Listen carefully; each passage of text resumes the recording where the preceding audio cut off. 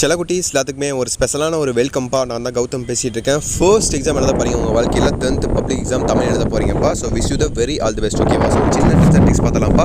எப்படிலாம் நீங்கள் எக்ஸாம் எழுதணும், எப்படி எழுதால் உங்களுக்கு நல்ல மார்க் ஸ்கோர் பண்ண முடியும், ஸோ எப்படிலாம் நீங்கள் படிக்க ஆரம்பிக்கணும், ஸோ எல்லாம் படித்து முடிச்சு போய் நினைக்கிறேன் இன்னும் ஒரு 1.5 நாள் பக்கம் இருக்குன்னு நினைக்கிறேன்.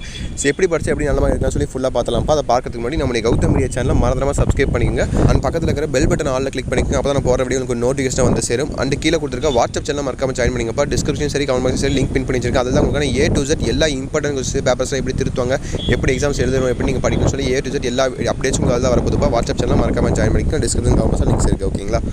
ஓகேப்பா, let's get into the video. First of all Tamil exam எழுத போகிறீங்க. தமிழ் எக்ஸாம் எப்படி இருக்க போகுது, எப்போ நம்ம எழுதணும். நான் ஒன்றுமே படிக்கல ப்ரோ, தமிழ் எனக்கு சுத்தமாக வராது ப்ரோ, ஹேண்ட் ரைட்டிங் நல்லா இருக்காது, நான் ஒன்றுமே படிக்கல ப்ரோ, நான் என்ன தமிழ் படிக்கணும்னு நினச்சாலும் படிக்க முடியல அப்படின்னு நினைக்கிறவங்களுக்கு நான் ஒரு டிப்ஸ் சொல்கிறேன் பாருங்க. So first of all question எடுத்தாலே உங்களுக்கு 100 மார்க் எக்ஸாம் எழுத போகிறீங்க. ஓகேவா? ஃபர்ஸ்ட் உங்களுக்கு 15 1 மார்க் இருக்கும். ஓகேவா? புக் பேக்கில் இருக்கிற 1 மார்க் ஃபஸ்ட்டு எல்லா லெசனையும் தரவு பண்ணுங்க. ஓகேங்களா? செய்யல உடனடி அப்புறம் இலக்கணம் எல்லா 1 மார்க்கும் தரவு பண்ணுங்க. தரவு பண்ணாலே கண்டிப்பாக 15 1 மார்க்கில் 10 12 மார்க் நீங்கள் எடுத்துடலாம். ஓகேங்களா? அந்த 1 மார்க்கில் ஃபஸ்ட்டு கான்சென்ட் பண்ணி அந்த 10லேருந்து 12 மார்க் எடுக்க ட்ரை பண்ணுங்கள். அதுக்கப்புறம் பார்த்தா உங்களுக்கு 2 மார்க் வரும். ஓகேவா? ஸோ 6 2 மார்க் கேட்பாங்க இல்லையா? அதில் திருக்குறள் உங்களுக்கு வந்துடும். அதுக்கப்புறம் பார்த்தா உங்களுக்கு செயல் உடனே எல்லாம் கலந்து உங்களுக்கு 2 மார்க்கை கேட்பாங்க. அதில் கண்டிப்பாக ஒரு 3லேருந்து 4 2 மார்க் நீங்கள் 3 2 மார்க் எழுதிடலாம் கன்ஃபார்ம். ஒன்று வேணால் டஃபாக கேட்க மாதிரி கேட்கலாம், பட் 3 கன்ஃபார்ம் நீங்கள் எழுதிடலாம். திருக்குறள் கன்ஃபார்ம் நீங்கள் எழுதிடலாம். ஓகேவா? ரொம்ப சிம்பிளாக தான் வரப்போகுது.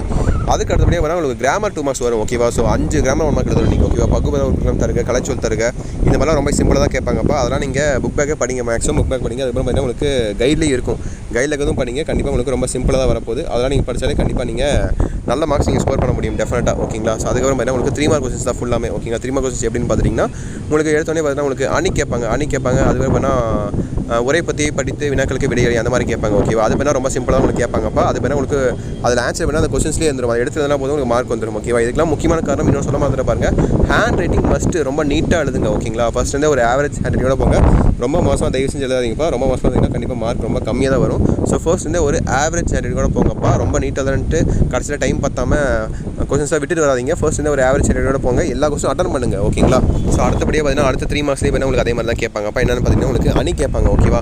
அணி கேட்பாங்க. அண்டு மனப்பாட பகுதி கேட்பாங்க. சாரி மனப்பாட பகுதியும் இன்னொரு 3 மார்க் கொஸ்டின் அந்த மாதிரி கேட்பாங்கப்பா. அடுத்த போர்ஷன்ஸில் மனப்பாட பகுதி எல்லாம் படிச்சிருப்பீங்கன்னு நினைக்கிறேன். அது கரெக்டாக எழுதிக்கோங்க. அதுக்கு அடுத்த பாட்டில் தான் உங்களுக்கு அணியும் அழகிட்டு வாய்ப்பாடும் கேட்பாங்க. ஓகேவா? அதில் கண்டிப்பாக நீங்கள் நல்ல மார்க் ஸ்கோர் பண்ணிடலாம். அது கண்டிப்பாக நீங்கள் ரெண்டுமே ஈஸியாக அட்டன் பண்ணிடலாம். ஓகேவா? இதில் தான் இது சொல்லுங்கள் பார்க்கலாம். இவ்வளோ ஈஸியாக இருக்குது, இதில் எப்படி நீங்கள் ஃபெயில் ஆவீங்க?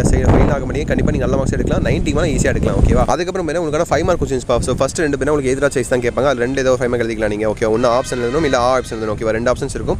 அந்த மாதிரி அடுத்த 2 5 மார்க்ஸ் நீங்கள் எழுதிக்கணும். அதுக்கப்புறம் பார்த்தீங்கன்னா 3ஆவதாக ஒரு பிக்சர் கொடுத்துருவாங்க. அந்த பிக்சர் வந்து உங்களுக்கு என்ன தெரியுதுன்னு சொல்லி அது நீங்கள் என்ன தெரியுதுன்னு பார்த்து ஒரு 5 மார்க் எழுதினா போதும். அது உங்களுக்கு 5 மார்க் ஈஸியாக வந்துடும். ஓகேவா? அது ரொம்ப சிம்பிள் தான். அதுக்கப்புறம் பார்த்தீங்கன்னா உங்களுக்கு படிவம்னா ரொம்ப சிம்பிள். ஓகேவா? ரயில்வே எப்படி அந்த ட்ரெயின் புக் பண்ணுறது அந்த மாதிரி ஏதோ கேட்பாங்கன்னு நினைக்கிறேன். படிவம் அது ரொம்ப ஈஸியாக எழுதிடலாம் நீங்கள். படிவம் பொறுத்த வரைக்கும் ரொம்ப ஈஸி.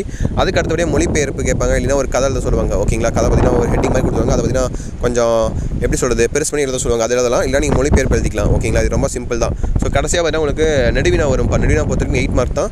ஸோ செயல் உடனே துணைப்பாடம். ஓகேவா? மொத்தம் 3 நெடுவினா கேட்பாங்கப்பா. அதெல்லாம் பார்த்தீங்கன்னா கண்டிப்பாக நீங்கள் இதுக்கு மேலே புதுசாக படிக்கணும்னு நினச்சா கண்டிப்பாக படிக்க முடியாதுன்னு நினைக்கிறேன். எல்லா லெசன்ஸுக்கும் பார்த்தீங்கன்னா கதையை புரிஞ்சுட்டு போயிருங்க. ஓகேவா? கதை புரிஞ்சுட்டு கதையை ஃபஸ்ட்டு இதுவே தெரியாத பட்சத்தில் கதையை ஃபஸ்ட்டு எழுத ட்ரை பண்ணுங்கள். கதையை பார்த்தீங்கன்னா கொஞ்சம் ஓரளவுக்கு ஹேண்ட் நீட்டாக, ஸோ ஓரளவுக்கு கொஞ்சம் நீட்டாக ப்ரெசென்ட் பண்ணிங்கன்னா கண்டிப்பாக உங்களுக்கு மார்க் கொடுப்பாங்க. 8 மார்க் போட வேண்டிய இடத்துல நீங்கள் ஒன்றுமே எழுதாத பட்சத்துக்கு நீங்கள் அந்த மாதிரி கதை எழுதினா கூட ஒரு 3 மார்க் 4 மார்க் கூட போட வாய்ப்புகள் இருக்குது. அந்த கதையவே கரெக்டாக அந்த டாபிக் ஏற்ற மாதிரி என்ன கொஸ்டின் கேட்கணும் அதுக்கு ஏற்ற மாதிரி நீங்கள் எழுதினீங்கன்னா கண்டிப்பாக நீங்கள் உங்களுக்கு நல்ல மார்க்ஸ் கூட போட வாய்ப்புகள் இருக்குது. ஓகேவா? என்னதான் நீங்கள் கையில் கதை எழுதினா கூட நீங்கள் அந்த கதையை புரிஞ்சுக்கிட்டு கரெக்டாக அது ஏற்ற மாதிரி எழுதிங்கன்னா கண்டிப்பாக 4 மார்க் 5 மார்க் 6 மார்க் கூட போடுவாங்க. ஸோ கரெக்டாக நீங்கள் லெசன் புரிஞ்சுட்டு போயிருங்க. துணைப்படமாக நீங்கள் கதை எழுதலாம். ஓகேவா? அங்கேயே பார்த்தா ஹெட்டிங்ஸ் கொடுத்துருவாங்க, முன்னுரை முடிவுரை, அது நடுவில் வர டாபிக்ஸ் அவங்களே கொடுத்துருவாங்க. துணைப்படம் பொறுத்த வரைக்கும் அதை நீங்கள் எடுத்து நீங்கள் டெவலப் பண்ணி எழுதினா போதும் உங்களுக்கு 8 மார்க். ஓகேவா? ரொம்ப சிம்பிள் தான். தமிழ் பொறுத்த வரைக்கும் கஷ்டப்படுறதுக்கு ஒன்றுமே கிடையாது, ஒரு விஷயமே கிடையாது. ஓகேவா? ஸோ நீங்கள் எழுதுறது தான் ஓகேவா ஆன்சர்ஸ் அந்த மாதிரி நினச்சிட்டு பாசிட்டிவாக எழுதுங்க, நல்லபடியாக எழுதுங்க. Wish you the very all the best. ஓகேவா? இன்னும் ஒரு நாள் டைம் இருக்குது, நல்லபடியாக படிங்க. ஸோ புதுசாக படிக்கணும் கூட படிச்சிக்கலாம். ஓகேவா? நான் அடுத்த 6 நாள் உட்காந்து கூட ரிவிஷன் பண்ணிக்கோங்க. தமிழ் தானே. ஸோ மிஞ்சி பண்ணி எவ்வளோ படிப்பீங்க? மனப்பாட பகுதி படிப்பீங்க, திருக்குறள் படிப்பீங்க, 1 மார்க் படிப்பீங்க, அதுக்கப்புறம் நெடுவினா கொஞ்சம் பார்ப்பீங்க. அதுக்கப்புறம் மீதி எல்லாமே நீங்கள் ஓடாத மாதிரி தான் இருக்கும் மேக்ஸிமம். ஓகேங்களா?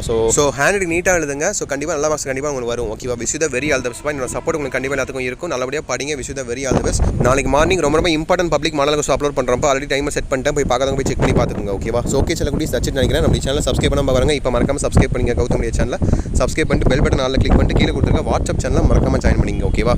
ஓகேப்பா செல்லக்குட்டீஸ். So wish you the very all the best. So நாளைக்கு உங்களை சந்திக்கிறேன். ஓகேங்களா? எக்ஸாம் அப்படியே எழுதிட்டு வாங்க. Wish you the very all the best. Bye students. Bye.